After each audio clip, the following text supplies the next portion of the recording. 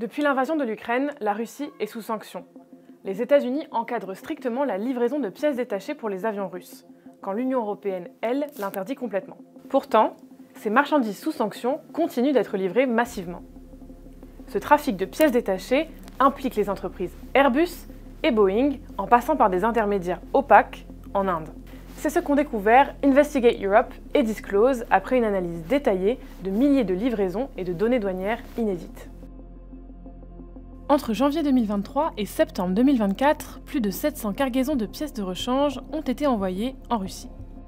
On parle d'hélices, de systèmes de navigation, de pompes à kérosène, de générateurs et d'autres composants du même genre.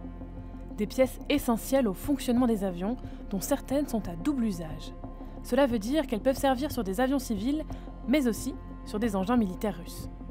En tout, ça représente au moins 50 millions d'euros de ventes depuis 2023. Prenons Airbus, le numéro 1 mondial de l'aéronautique. En un an, sa filiale Sater a exporté 158 000 euros de marchandises vers l'Inde. Elles ont ensuite été réexpédiées en Russie par des intermédiaires.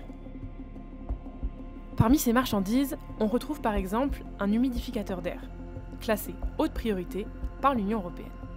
Cela signifie que ce type de pièce peut être utilisé sur des systèmes militaires russes. Le 9 février 2024, la cargaison quitte l'entrepôt Sater à Copenhague. Direction Delhi, en Inde. Le 13 février, Ascend Aviation, une société indienne, réceptionne les colis. 4 jours plus tard, les mêmes pièces de Sater redécollent. Cette fois, elles atterrissent en Russie. Le client final est la compagnie Aeroflot. Aeroflot, c'est la première compagnie aérienne russe contrôlée par le gouvernement de Poutine. D'après notre enquête, Airbus est à l'origine d'au moins 12 livraisons comme celle-ci. Elles sont toutes destinées à équiper l'aviation russe. Du côté de Boeing, le numéro 2 mondial de l'aviation, au moins 80 cargaisons de pièces détachées ont atterri en Russie, en passant par l'Inde. Alors Boeing et Airbus ont-elles violé les sanctions internationales contre la Russie? Eh bien non, car l'Union européenne et les États-Unis contrôlent strictement l'exportation de pièces détachées d'avions à la Russie. Mais rien n'empêche de les vendre à des intermédiaires qui ne sont pas sous sanctions en Europe, comme c'est le cas des sociétés indiennes. Ce sont elles qui expédient la marchandise en Russie. Sauf que les grandes entreprises ont un devoir de vigilance. Revenons à Airbus. Le groupe européen dit effectuer des contrôles sur toutes les entreprises qui lui commandent des pièces détachées.